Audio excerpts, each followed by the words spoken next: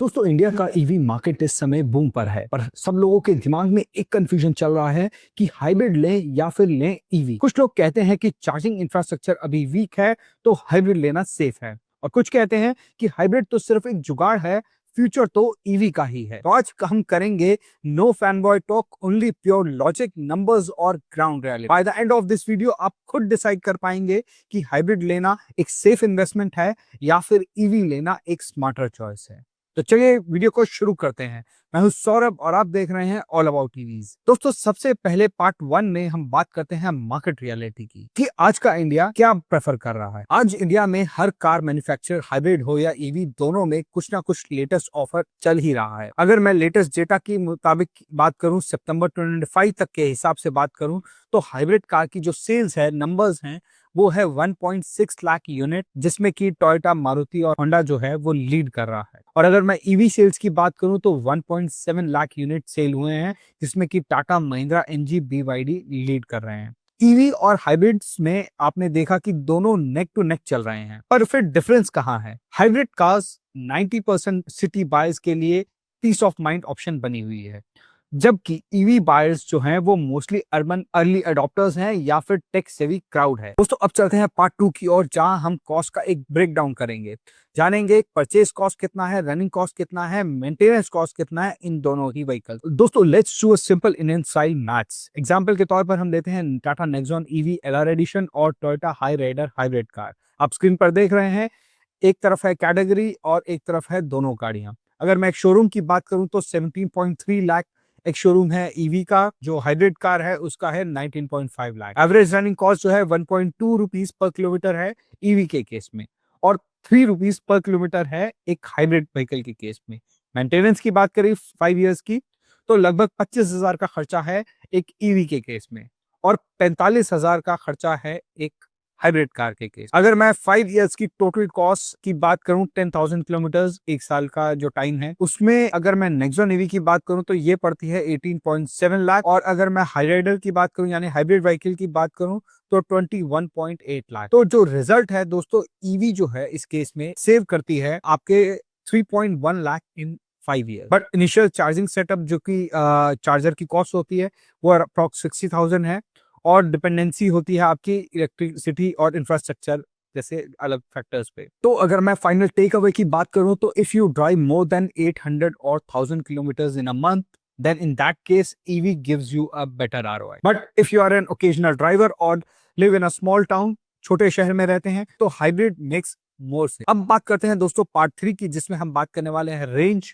Charging और convenience की। Hybrid की बिगेस्ट स्ट्रेंथ होती है उनकी कोई डिपेंडेंसी ना होना चार्जर्स पर। पेट्रोल भरवाओ और रेंज पाओ 800 to 900 kilometres on a single time. EVs का गेम दोस्तों अलग है। होम चार्जिंग इजी है बट स्लो है, अप्रॉक्स 8 टू 9 आवर्स तो लग ही जाते हैं। डीसी चार्जर्स 30 टू 60 मिनट में चार्ज हो जाती है व्हीकल, बट काफी एक्सपेंसिव है, यानी कि 18 rupees to 22 rupees per unit तक का इसमें कॉस्ट आ जाता है। रियल वर्ल्ड रेंज की बात करें तो 280 टू 450 किलोमीटर आपको मिल जाती है, डिपेंडिंग अपॉन द व्हीकल, कौन सा मॉडल आप ले रहे हैं। अब मैं अगर इंडिया के एंगल से बात करूं तो एज ऑफ मिड 2025 इंडिया में 26,000 पब्लिक चार्जर्स हैं, पर अनइवन डिस्ट्रीब्यूशन है। मतलब मेट्रो सिटी में तो बहुत डेंस नेटवर्क है, टीयर 2 और टीयर 3 में अभी भी वेटिंग जोन है। मतलब अगर मैं फाइनल टेक अवे की बात करूं तो if you live in a metro and have a home charger, then definitely go for an EV. If you do highway runs और you are living in a charging deficient area, यानी कि अगर आप highway पे आपका run ज्यादा है और आप ऐसे एरिया में रहते हैं जहां पर चार्जिंग का इंफ्रास्ट्रक्चर अभी भी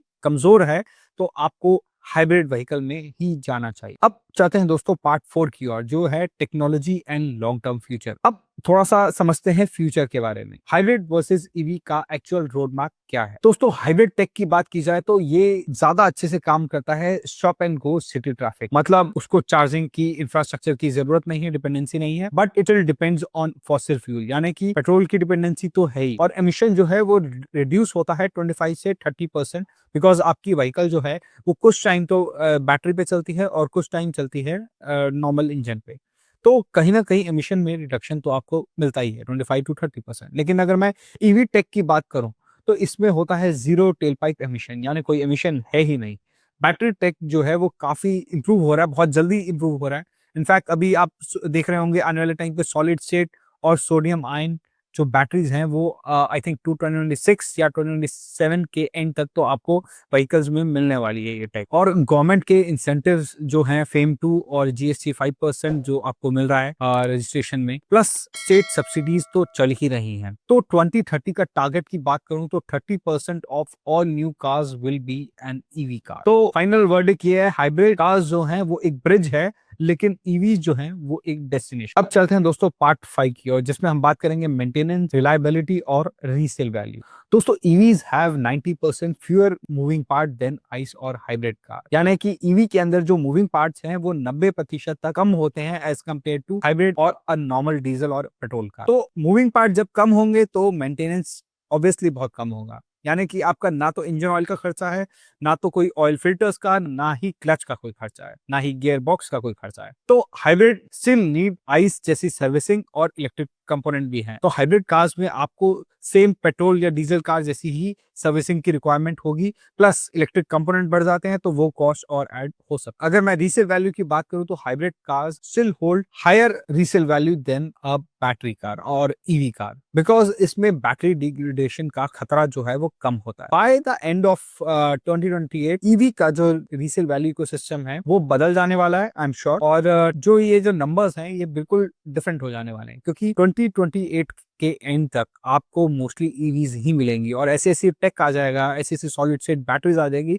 जिनके अंदर आप आराम से 10-12 साल 15 साल तक तो कोई बैटरी हेल्थ में भी प्रॉब्लम नहीं होने वाली। तो मेरे हिसाब से अभी जो रीसेल वैल्यू है वो हाइब्रिड के केसेस में थोड़ा रीसेल वैल्यू ज्यादा अच्छी है, लेकिन ईवीज के केसेस में कम है। लेकिन अगले 2-3 साल में ये जो गेम है पूरा चेंज हो जाने वाला है, यानी रीसेल वैल्यू ईवीज की बढ़ जाएगी और हाइब्रिड्स की कम हो जाने वाली। अब चलते हैं दोस्तों पार्ट 6 की ओर, जो है environment and policy impact. Indian government का दोस्तों लॉन्ग टर्म गोल जो है ना वो काफी क्रिस्टल क्लियर है। उनका गोल जो है वो carbon neutrality by 2070, weighs down fossil fuel import, यानी कि वो पूरी तरह फॉसिल फ्यूल के इंपोर्ट्स पर बैन लगाने वाले हैं। वो चाहते नहीं कि हम इंपोर्ट करवाएं फॉसिल फ्यूल किसी और कंट्री से। PLI schemes of EV batteries, Motors and component, यानी कि आपने देखा है ईवीज को लेकर काफी सारी स्कीम्स जो हैं वो आ चुकी हैं। यानी जो स्कीम्स हैं वो मैन्युफैक्चरर्स के लिए भी हैं, यूजर्स के लिए भी हैं, और मोटर्स कंपोनेंट के लिए भी बहुत सारी स्कीम्स हैं। चार्जिंग इंफ्रास्ट्रक्चर्स में भी आपको इनफैक्ट 100% तक सब्सिडीज जैसी स्कीम्स अवेलेबल हैं अभी इस टाइम। लेकिन hybrid cars doesn't get major subsidies, क्योंकि उनका एमिशन रिडक्शन लिमिटेड है।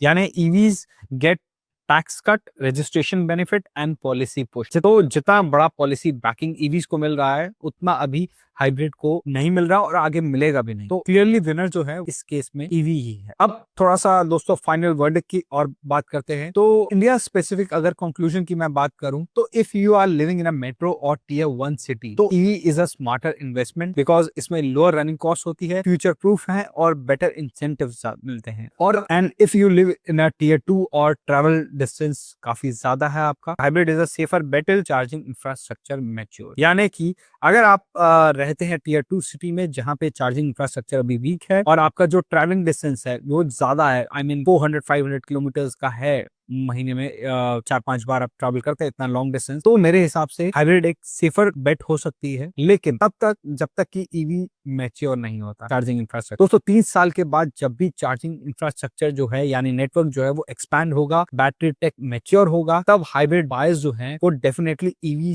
के लिए अपग्रेड करने वाले हैं। लेकिन इसका उल्टा नहीं होगा, मतलब आप देखेंगे ईवी बार कभी भी हाइब्रिड में मूव नहीं करने वाला। तो अगर मैं कंक्लूजन की बात करूं तो hybrid is an interim solution, पर ईवी जो है वो एक फ्यूचर रेवोल्यूशन है। अब बताओ कि आपका वोट किसको जाता है, हाइब्रिड या ईवी? कमेंट में हमें जरूर बताएं। और अगर आपको वीडियो अच्छा लगा है तो वीडियो को लाइक करें, चैनल को सब्सक्राइब करें ऐसे ही और इंटरेस्टिंग और फैक्चुअल वीडियोस के लिए।